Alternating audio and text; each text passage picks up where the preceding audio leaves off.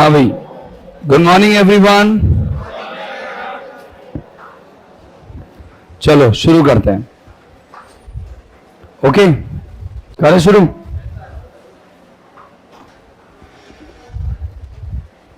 चलो देखो,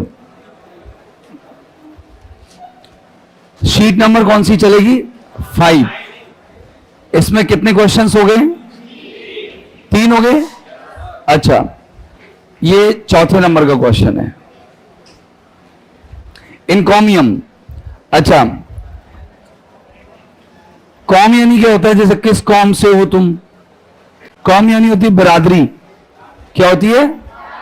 तो एनकॉमियम, जब अपनी बिरादरी का कोई व्यक्ति मिल जाता है, कौमी, अपने कौमी का कोई व्यक्ति मिल जाता है, तो अपन उसका क्या करते हैं? गुणानुवाद, यानी कि प्रशंसा।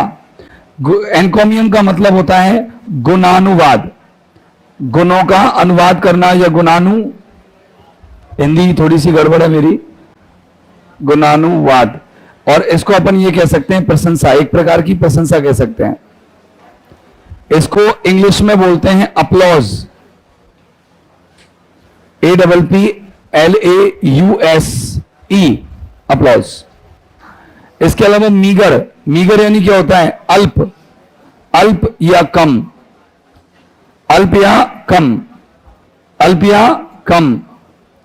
अच्छा, कम की इंग्लिश और क्या होती है? लैक या शॉर्टेज, SHORT, शॉर्ट। और इसके अलावा अपन बोल सकते हैं लैक, शॉर्ट, डर्थ, डर्थफुल, कमी, अभाव, वांट। अनएथिकल, अनएथिकल को कहते हैं अनैतिक। क्या कहते हैं? अनैतिक। अनैतिक को इंग्लिश में बोलते हैं इमोरल। क्या बोलते हैं? इमोरल का विलोम इमोरल। डिफिडेंस, डिफिडेंस यानी क्या होती है? लज्जा या शर्म। क्या होती है? अरे बोलना, क्या होती है भैया? लज्जा और शर्म। इंग्लिश में क्या कहते हैं लज्जा और शर्म को? शेम। क्या बोलते हैं? शेम। हाइपर क्रिटिसिज्म, अत्यधिक आलोचना। क्या होती है? अति आलोचना। क्या होती है? अब बताओ, मैं कहूं तुमसे कि प्रशंसा का विलोम बताओ, तो प्रशंसा का विलोम क्या होगा? कम, अनैतिक, लज्जा, या फिर अति आलोचना। किसी व्यक्ति की एक तो खूब सराहना कर रहे हैं, प्रशंसा कर रहे हैं, अपलॉज कर रहे हैं, अप्रोवेशन कर रहे हैं, और एक बार कह रहे हैं यार तू ऐसा है, तू ऐसा हो, तू दुष्ट है, तू लान लायक है, तू लीचड़ है, तू कलम ठोक है, तू गेवी है, तू सत्यानाशी है। क्या कहे? Hyper criticism. हो गया? क्या नहीं हुआ? अजी भैया हो गया क्या? बोलो कौन सा शब्द तुम्हारे समझ में नहीं आ रहा इनमें लिखा हुआ? एनकोमियम आ गया। एनकोमियम तो वैसे भी क्वेश्चन में लिखा हुआ है। गुणानुवाद, प्रशंसा, अपलॉज, APPLAUSE, अपलॉज। हाँ, मीगर, अल्प। इधर से भी लाइट ऑन कर लो ना बेटे, ऊपर की। अनएथिकल, अनैतिक। डिफिडेंस, लज्जा, शर्म। और हाइपर क्रिटिसिज्म, अति आलोचना।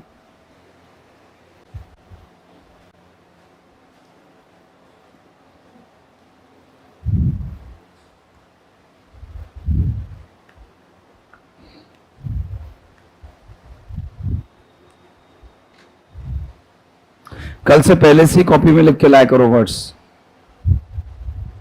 टाइम लगता है, ऐसे पहले से लिख के लाओगे तो केवल हिंदी हिंदी लिखनी है, पर्यायवाची पर्यायवाची लिखने हैं, कोई नहीं जरा। चलो अगला देखो, ये इनमें से कौन सा वर्ड जानते हो तुम? चारों में से सीज, सिंसियर, लेजर, या कौन सा जानते हो? सीज। सीज यानी क्या होता है? जब्त करना, पकड़ना। अच्छा, सीज। देखो, साइज और सीज की स्पेलिंग में क्या अंतर है? SIZ होता है साइज, होता नहीं होना? बस सीज की स्पेलिंग में क्या लग जाता है? ई लग जाता है। किससे पहले? आई से पहले। स्पेलिंग सही रहनी चाहिए। SEIZE, सीज मानी होती है पकड़, पकड़ना या जब्त करना। इसका एक पर्यायवाची और है जब्त करने का, तुमको भी याद है, कैप्चर करना। कैप्चर अपन फोटो खींचने के लिए भी बोलते हैं। कोई व्यक्ति कहे फोटो खींच, तो मैंने कहा कैप्चर माई फोटो। क्या बोलेंगे? कैप्चर माई फोटो। तो कैप्चर के दो अर्थ हो गए, एक तो पकड़ना और एक फोटो खींचना। कैप्चर हो गया। एक वर्ड और है सीज का, वो ये है CEASE, सीज, कहते हैं कि यार कंपनी सीज होगी उसकी, तो कंपनी सीज होगी मतलब बंद, सीज यानी होती बंद, क्या हो गया बंद। सिंसियर, अच्छा तुम सिंस की स्पेलिंग जानते हो, क्या होती है सिंस की स्पेलिंग? SINCE, और फिर अपन को क्या करना है REO लगाना है। तो सिंस तो जब से सिंस होता है, और सिंसियर यानी क्या हो गया गंभीर, क्या हो गया गंभीर। अच्छा लेजर की स्पेलिंग क्या है? अच्छा तुम तो श्योर की स्पेलिंग बताओ, श्योर की क्या होती है? SURE, श्योर, पक्का, हो गया। और झूठ बोलने की इंग्लिश क्या हो? लाई, लाई की स्पेलिंग होती है LIE, लाई यानी झूठ बोलना। लेकिन जब लेजर की स्पेलिंग लिखते हैं अपन, तो इसमें I और E अपना क्रम बदल लेते हैं, ये हो जाता है LEI SURE, यहां पर क्या दे रखा है LIE दे रखा है, जबकि आना क्या है LEISURE, लेजर। लेजर यानी होता है अवकाश, क्या होता है, और स्पेलिंग गलत है, ये गलत है कि नहीं है? अपन को ढूंढना क्या था इसमें? क्वेश्चन नंबर 5 में अपन हर बार क्या ढूंढते हैं? गलत या सही स्पेलिंग। तो 2 स्पेलिंग तो सही आई है अब तक, ये वाली गलत आई है, क्यों? क्योंकि इसमें आई कहां दे रखा है पहले, जबकि उल्टा सुल्टा होगा मामला यूं हो जाएगा। बोलो नहीं आई समझ में तो बताओ तुम, और स्पेलिंग याद हो जाएगी क्या? कैसे याद करोगे बताओ? SURE श्योर, और लाई की स्पेलिंग क्या होती है LIE, लेकिन यहां क्या हो जाएगा LEI। क्लियर है? अच्छा ग्रीवांस, अच्छा ये वाली स्पेलिंग में चक्कर पड़ेगा तुम्हारे, तुम्हें याद कराता हूं। अच्छा बताओ ग्रीफ यानी क्या होता है? ग्रीफ GRIEF, यही होता ना ग्रीफ, हाँ या ना? अच्छा ग्रीफ का अर्थ क्या होता है? दुख, क्या होता है ग्रीफ का अर्थ? दुख, जानते हो? ये तो है नाउन, संज्ञा, जैसे प्रूफ, ग्रीफ, रिलीफ, ये नाउन है। दुख, दुख सुख नाउन ही होते हैं। मेरी जिंदगी में तो दुख भरे पड़े हैं, तो ग्रीफ भरा पड़ा है, क्या भरा पड़ा है? ग्रीफ। और अगर इसको क्रिया बनानी हो तो क्रिया है GRIEVE, क्या है क्रिया? GRIEVE। अच्छा तुमने ये वर्ड सुना होगा, ये वाला वर्ड सुना है, ये देखना जरा, क्या होता है ये? बिलीफ, क्या होता है बिलीफ? विश्वास। और इसमें एक ये भी सुना होगा तुमने BELIEVE, हाँ या ना?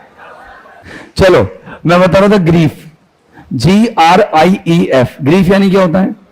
दुख, होता है कि नहीं होता? और ग्रीफ नाउन है, तो इसकी वर्ब बनाने के लिए मुझे क्या लगाना पड़ेगा? EVE, क्या लगाना पड़ेगा? EVE, वर्ब बन गई। और वर्ब बनने के बाद अपन इसका नाउन, देखो इसका फिर से नाउन बनाएंगे, तो देखो नाउन कैसे बनाया मैंने, देखना GRIEV तक तो मैंने ऐसे कैसे लिख दिया, लिखा है कि नहीं लिखा? GRIEV तक तो मैंने ऐसे लिख दिया, और ANCE ग्रीवांस मैंने ये पूरा की पूरा लिख दिया। और ग्रीवांस यानी क्या हो गया? दुख दर्द, क्या हो गया? दुख दर्द, कष्ट। बोलो स्पेलिंग में मुझे तो नहीं लगता कि तुम्हें याद करने में कोई दिक्कत आएगी, क्या हो गई? हो गई कि नहीं हुई याद? ग्रीवांस। अब बताओ ये स्पेलिंग सही है कि नहीं है? सही है, मतलब ये सही है, ये सही है, ये सही है, आंसर कौन सा आएगा? सी, लगा दो। अब देखो तुम्हें ये 4 स्पेलिंग्स कथे कंठस्थ याद हो गई। सेंस से सिंसियर, सीज की स्पेलिंग याद है, साइज से सीज। लेजर की स्पेलिंग मैंने बताई श्योर और लाई का उल्टा, लाई में आई का उल्टा हो जाएगा। और इधर ग्रीवांस कैसे बना? ग्रीफ से ग्रीव और ग्रीव से ग्रीवांस, समझ गए? अच्छा अब आ जाओ आप अगले वर्ड पर। अगला वर्ड में ये 4 शब्द हैं और चारों तुमने सुने हुए हैं। बोलो सुने कि नहीं सुने?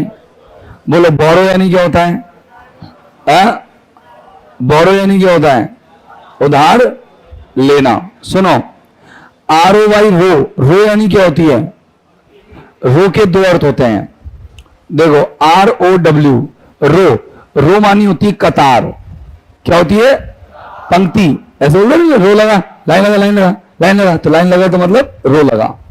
एक ROW रो मानी होता है नाव चलाना, क्या होता है? नाव चलाना। सर ये क्या 2 अर्थ? बिल्कुल होता है। काइट यानी पतंग, काइट यानी चील, नहीं होता है क्या? तो जब ये नाव चलाना होता है तो ये क्रिया होती है, और जब ये नाउन होती है तो समय उसका अर्थ कतार होता है। और आपने एक शब्द सुना होगा रॉ, RAW, क्या होता है रॉ? कच्चा। रॉ मानी क्या होता है? कच्चा। तो देखो आदमी बोर हो जाता है तो BOR याद हो जाएगा, बोरो। बोरो का मतलब होता है उधार लेना। क्या होता है दोस्त? और उधार देने की इंग्लिश क्या होती है? LEND, land. लैंड मानी क्या होता है? उधार देना। अच्छा एक और लैंड की स्पेलिंग में थोड़ा सा चेंज कर दूं मैं, LAND कर दूं तो ये क्या हो जाती है? जमीन। लैंड यानी क्या होती है? जमीन। हिंदी जब लिखते हैं तो इसमें अयनक की मात्रा आती है, इसमें AD की मात्रा आती है। ये AD है लैंड और ये अयनक है लैंड। अच्छा बोरो की स्पेलिंग तो मेरे दिमाग में एक और आई, ये और है बरो। कौन कौन है सुनिए? और एक है बैरो। अच्छा दोनों स्पेलिंगों में अंतर क्या है? खटाखट बताओ, तीनों में ही बताओ। इसमें तो यहां क्या आ रहा है, इसमें यहां क्या आ रहा है, और इसमें क्या आ रहा है?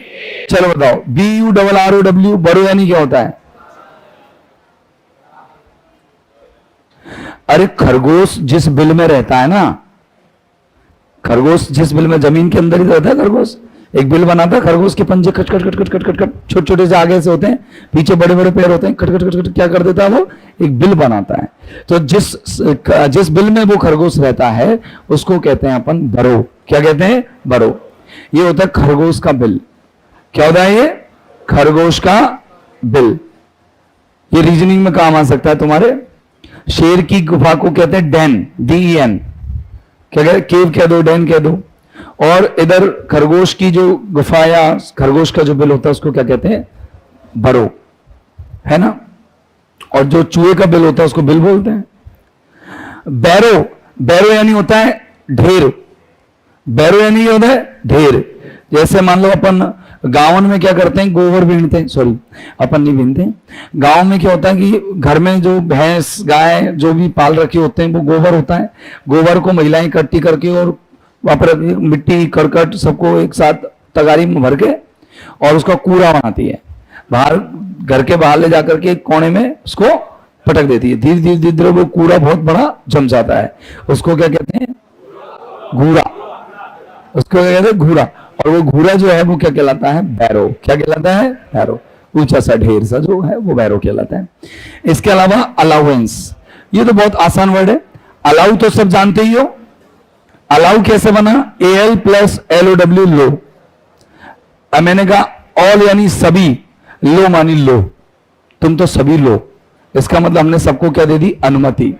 क्या दे दी? सबको अनुमति। लो यानी नीचा होता है वैसे तो, कम या नीचा। अलाउ यानी क्या होता है? अनुमति। लेकिन जैसे ही मैंने अनुमति में क्या लगा दिया? ANCE, इसका अर्थ हो जाता है भत्ता। भत्ता का मतलब पैसा। जैसे महंगाई भत्ता होता है उसको कहते हैं डियरनेस अलाउंस। महंगाई भत्ता। सरकार क्या करती है? सरकारी कर्मचारियों को महंगाई भत्ता देती है। प्राइवेट जॉब में तो सैलरी मिल जाए वही बहुत है, महंगाई भत्ता की बात तो बहुत बड़ी बात है। प्राइवेट जॉब में तो सैलरी मिल जाए वही बहुत बड़ी बात है, महंगाई भत्ते की तो अलग ही बात है। अच्छा ये दोनों स्पेलिंगों में कोई गलती है क्या? नहीं है ना। अच्छा इसकी देखो, इसकी टेररिज्म, कौन कौन जानता है टेररिज्म की स्पेलिंग? जल्दी बताओ, टेररिज्म की स्पेलिंग कौन कौन जानता है? जल्दी बताओ। है आतंकवाद। अच्छा आतंकवाद को कैसे आप, अच्छा सबसे पहले आतंकवाद शब्द बना किससे था? टेरर से। किससे बना दोस्त? टेरर शब्द से। चलो मैं इधर दिखा देता हूं उसको। TERROR, terror. याद कैसे करोगे? याद करने का देखो, टेर और फिर रर, 3 आर है इसमें। एक बार तो TE के बाद 2 आर, फिर लास्ट में 1 आर। टेरर मानी होता है डर, आतंक, आतंक। और फिर टेरर से बनता है टेरिबल। क्या बनता है? ये तो नाउन है, संज्ञा, और ये इसका विशेषण है। क्या मुन्ना? विशेषण। और टेरिबल का अर्थ जानते हो? भयानक। क्या होता है? और टेरिबल से ही बनता है टेररिस्ट। क्या होता है? टेररिस्ट को कहते हैं आतंकवादी, ये व्यक्ति होता है जो आतंक फैलाता है, और इसी को कहते हैं टेररिज्म, TERRORISM, टेररिज्म यानी होता है आतंकवाद। अब बताओ तुम्हें कौन कौन को समझ में नहीं आया, फटाफट बताओ। ये शब्द समझ में आ गए सारे?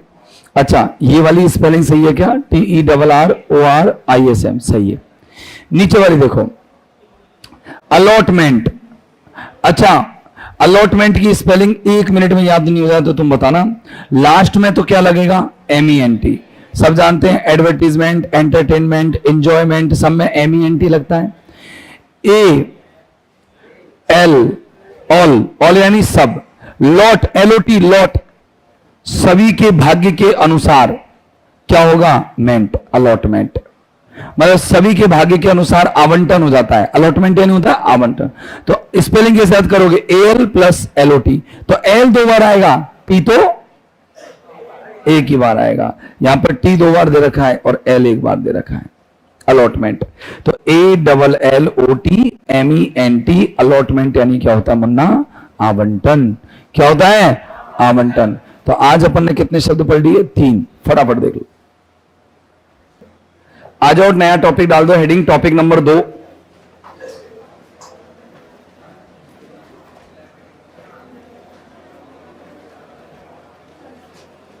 टॉपिक नंबर 2, और टॉपिक का नाम है इन्वर्जन ऑफ वर्ब्स, क्रियाओं का व्युत्क्रम। Inversion of verb, reversal of verbs, ऐसे भी कह सकते हैं इसको। इसको कहेंगे, इसका दूसरा नाम है, इसका दूसरा नाम हम रख सकते हैं सब्जेक्ट वर्ब इन्वर्जन। क्या रख सकते हैं? सब्जेक्ट वर्ब इन्वर्जन, कर्ता क्रिया व्युत्क्रम। थोड़ा सा ध्यान से सुनना, पहले तो एक बेसिक आइडियोलॉजी ले लो कि ये होता क्या है, सब्जेक्ट वर्ब इन्वर्जन होता क्या है। टॉपिक की हेडिंग तो डाल ही लेना, पहले समझो कि होता क्या है। एक प्रॉपर सीक्वेंस होता है सेंटेंस बनाने का, कि पहले कर्ता आएगा, फिर सहायक क्रिया आएगी, फिर मुख्य क्रिया आएगी, और फिर आपका कर्म वगैरह सब कुछ आएगा। तो देखो, एक सेटअप होता है हर बार सेंटेंस की शुरुआत किससे होती है? सब्जेक्ट से। हर बार सेंटेंस की शुरुआत किससे होती है? सब्जेक्ट से। सब्जेक्ट के बाद यहां वर्ब आता है। क्या आता है? वर्ब। और वर्ब के बाद आते हैं अदर वर्ड्स। वर्ब के बाद क्या आते हैं? Other words. अदर वर्ड्स को मैं शॉर्ट में OW लिखा करूंगा। ये अदर हो गए और ये वर्ड्स हो गए, और इन दोनों को मैं शॉर्ट में क्या लिखा करूंगा? OW। तो समझ में आ जाएगा तुम्हारे कि OW का मतलब अदर वर्ड्स। अदर वर्ड्स का मतलब ऑब्जेक्ट आ गया, एडवर्बियल आ गई, एडजेक्टिव आ गया, कुछ भी आ सकता है। मतलब अदर वर्ड्स में बहुत सारी चीजें आ जाती है। देख यहां, देख इधर, यहां देख कि इधर आपने ये सब्जेक्ट सबसे पहले आएगा, फिर उसके बाद वर्ब आएगी, फिर अदर वर्ड्स आएगा। अब नॉर्मल सीक्वेंस तो यही होता है सेंटेंस का, लेकिन अगर मैं ये कहूं कि वर्ब उठ करके सब्जेक्ट से पहले आ जाती है, वर्ब उठ करके क्या आ जाए? सब्जेक्ट से पहले, तो ऐसी कुछ स्थितियां होती हैं जिन स्थितियों में हमको वर्ब को सब्जेक्ट से पहले लाना ही पड़ता है। सर ऐसा क्यों? मान लो मैं तुमसे कहूं कि जितने भी प्रश्नवाचक वाक्य होते हैं, जितने भी प्रश्नवाचक वाक्य होते हैं, इंटेरोगेटिव सेंटेंस होते हैं, उनमें हेल्पिंग वर्ब सब्जेक्ट से पहले आती है। आती है कि नहीं आती? बोलो। देखो, जैसे मैंने यूं कहा, मैंने तुमसे बोला, अभी लिखना कुछ भी मत, मैंने कहा वाई यू आर स्टेयरिंग, तुम क्यों घूर रहे हो एट मी, मेरी ओर। स्टेयर के साथ फिक्स प्रपोजिशन क्या है? एट। तो तुम मेरी ओर क्यों घूर रहे हो? मैं तुमसे पूछूं, बता, ए में एरर है, बी में एरर है, सी वाले टुकड़े में एरर है, या आंसर नो एरर है? तो बी में एरर है। सर बी में क्यों एरर है? सर WH वर्ड शुरू में आ रहा है, आपका क्वेश्चन मार्क आ रहा है, इंटरोगेटिव सेंटेंस है, और इंटरोगेटिव सेंटेंस में कर्ता और क्रिया उल्टे क्रम में आते हैं। मतलब हेल्पिंग वर्ब पहले आती है और कर्ता बाद में। ठीक है ना? मैंने कहा मतलब how they could run faster than I did, या फास्टर देन आई। अब मैं आपसे पूछूं कि ये सेंटेंस जो है इसके अंदर आपसे मैं पूछूं कि इसके अंदर बोलो गड़बड़ मैंने क्या कर दी, ए में गड़बड़ है, बी में गड़बड़ है, सी में गड़बड़ है, या सर कतई गड़बड़ नहीं है, सेंटेंस बढ़िया कहते झक्कास। बोलो क्या गड़बड़ है? सर ए में गड़बड़ है। मैंने कहा क्यों? कि सर ये इंटरोगेटिव सेंटेंस है और आपने हेल्पिंग वर्ब को कितना पटक रखा है सब्जेक्ट के बाद, जो कि ऐसे आएंगी सर। मैंने कैसे आएंगी सर? क्योंकि कुड पहले आएगा और दे बाद में। कुड दे होगा, क्या आएगा? Could they. रन, रन तेज दौड़ना, और फास्टर मानी ज्यादा तेज, देन कंपैरेटिव डिग्री है faster than, more than, faster than, smarter than, है ना, more beautiful than, larger than, bigger than, fatter than, ऐसे कंपैरेटिव डिग्री में देन आता है ना। चलो अब बताओ पहला कॉन्सेप्ट तुम्हारे समझ में आया कि नहीं आया, है ना। और यूं बताओ इन्वर्जन होता क्या है? अगर मैं तुमसे पूछूं कि इन्वर्जन क्या होता है तो क्या जवाब दोगे? सर वर्ब का सब्जेक्ट से पहले आना क्या कहलाता है? इन्वर्जन कहलाता है। वर्ब में दो तरह की वर्ब होती है, एक तो हेल्पिंग वर्ब और एक मेन वर्ब। दोनों ही उठ के आती हैं कभी कभी, और कभी कभी केवल हेल्पिंग वर्ब आती है, कभी कभी हेल्पिंग वर्ब मेन वर्ब दोनों उठ के आ जाती है। तो पहले तो इसकी डेफिनेशन लिखो। इन्वर्जन ऑफ वर्ब्स को सब्जेक्ट वर्ब इन्वर्जन भी कहते हैं। इन्वर्जन ऑफ वर्ब्स को सब्जेक्ट वर्ब इन्वर्जन भी कहते हैं। इन्वर्जन ऑफ वर्ब्स को सब्जेक्ट वर्ब इन्वर्जन भी कहते हैं।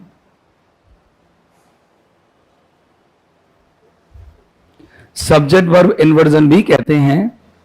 लिख दिया? लाइन होगी क्लियर? सब्जेक्ट वर्ब इन्वर्जन भी कहते हैं। अगली लाइन में लिखना, इन्वर्जन ऑफ वर्ब्स का आशय है कि, इन्वर्जन ऑफ वर्ब्स का आशय है कि हेल्पिंग वर्ब एवं मेन वर्ब, आशय है कि हेल्पिंग वर्ब एवं मेन वर्ब, हेल्पिंग वर्ब एवं मेन वर्ब कुछ स्थितियों में हेल्पिंग वर्ब एवं मेन वर्ब कुछ स्थितियों में सब्जेक्ट से पहले आ जाती हैं। सब्जेक्ट से पहले आ जाती है।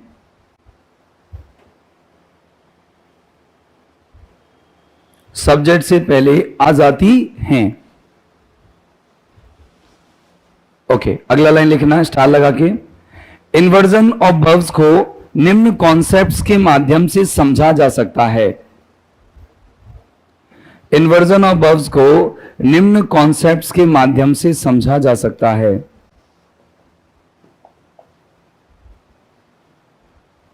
निम्न कॉन्सेप्ट्स, CONCEPTS, निम्न कॉन्सेप्ट्स के माध्यम से समझा जा सकता है। सबसे पहले कॉन्सेप्ट नंबर 1,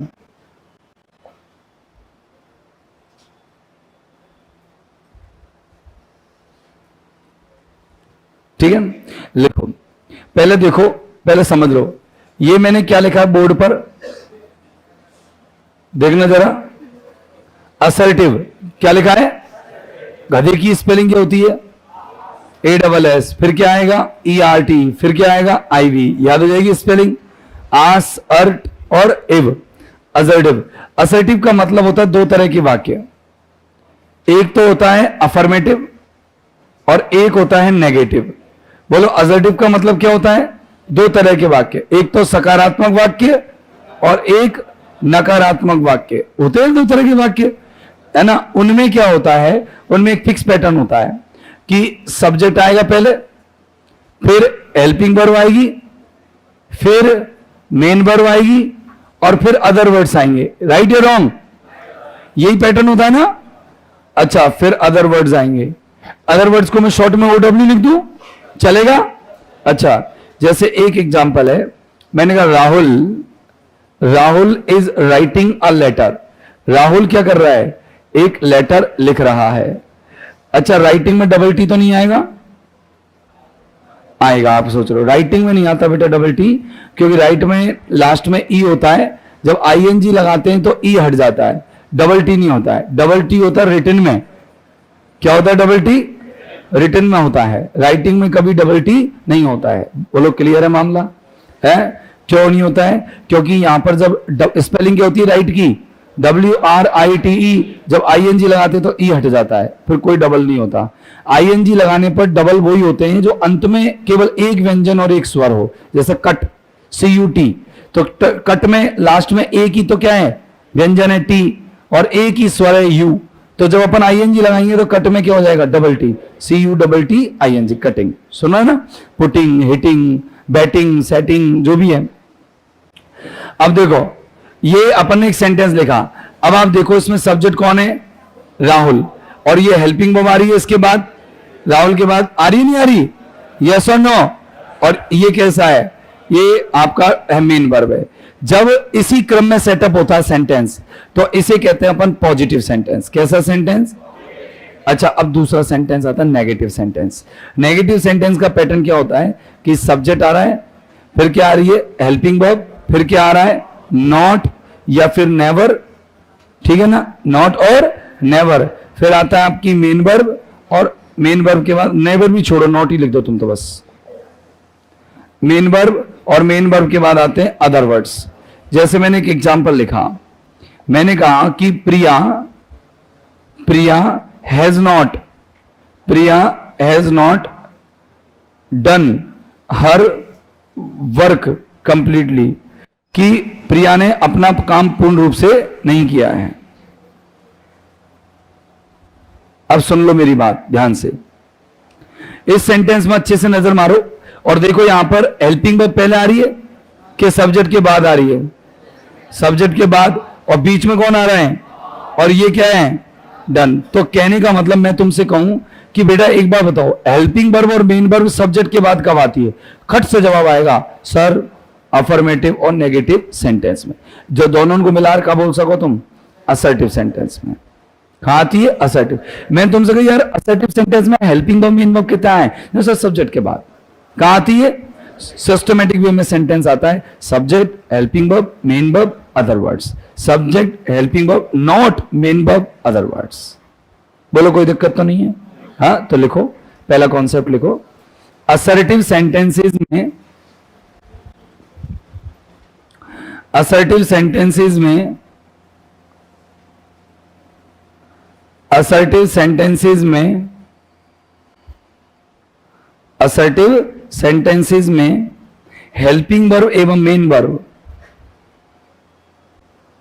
हेल्पिंग वर्ब एवं मेन वर्ब,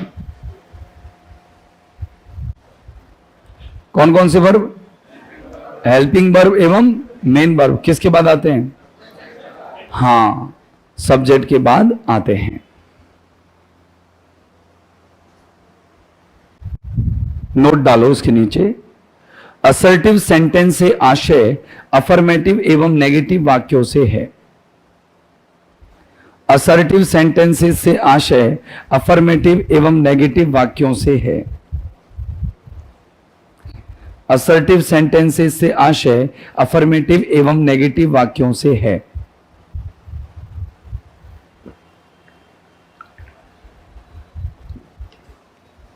अफर्मेटिव एवं नेगेटिव वाक्यों से है।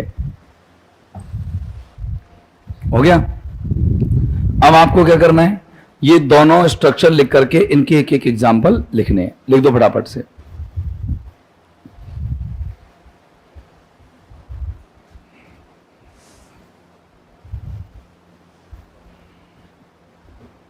हाँ भैया, अच्छा अब लो कॉन्सेप्ट नंबर 2, कॉन्सेप्ट नंबर 2 डाल दो और लिखो कॉन्सेप्ट नंबर 2, और इसमें साथ ही लिख लो, लिखो इंटेरोगेटिव सेंटेंसेस में, इंटेरोगेटिव सेंटेंसेस में यानी कि प्रश्नवाचक वाक्यों में हेल्पिंग वर्ब कहां आएगी भैया? कहां आएगी? हेल्पिंग वर्ब सब्जेक्ट से पहले आती है। हेल्पिंग वर्ब सब्जेक्ट से पहले आती है, पहले आती है, पहले आती है।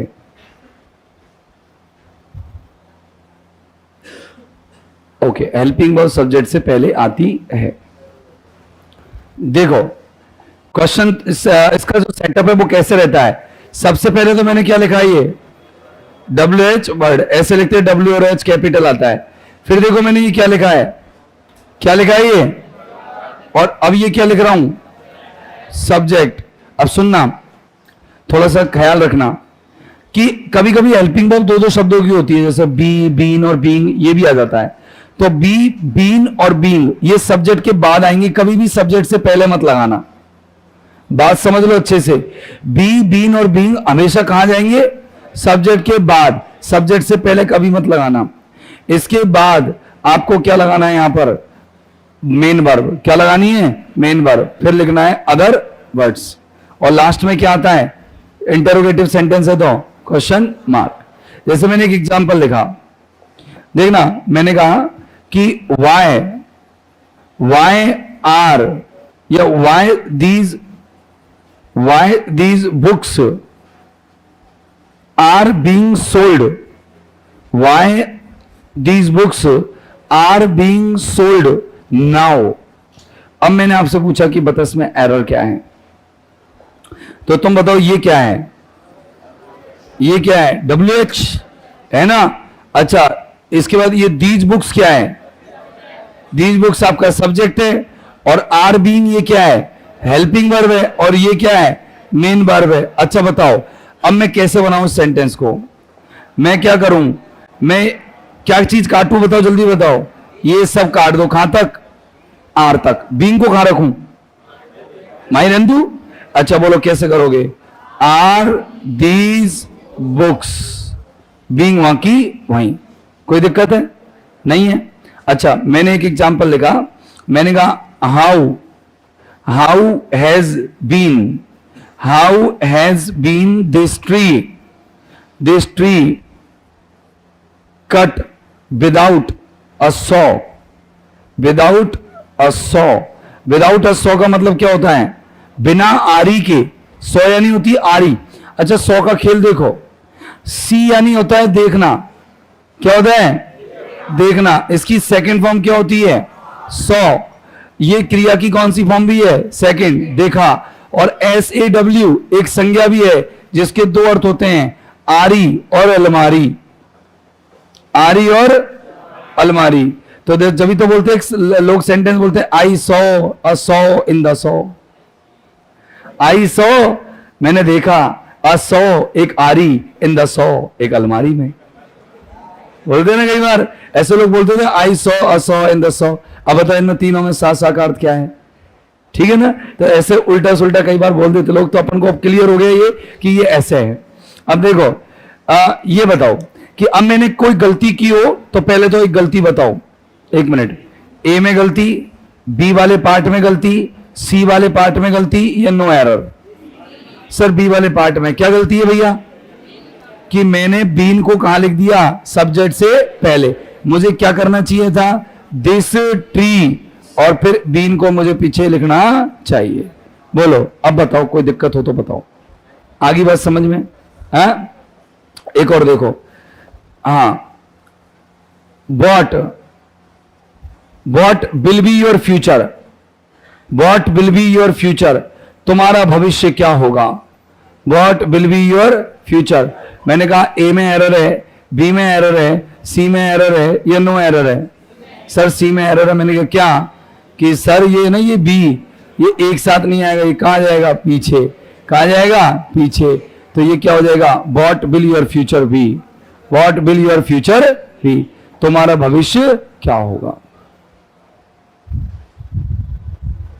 समझ गए कि नहीं आई समझ में, आगे अच्छे से, पक्का, कंफर्म, कॉन्फिडेंटली।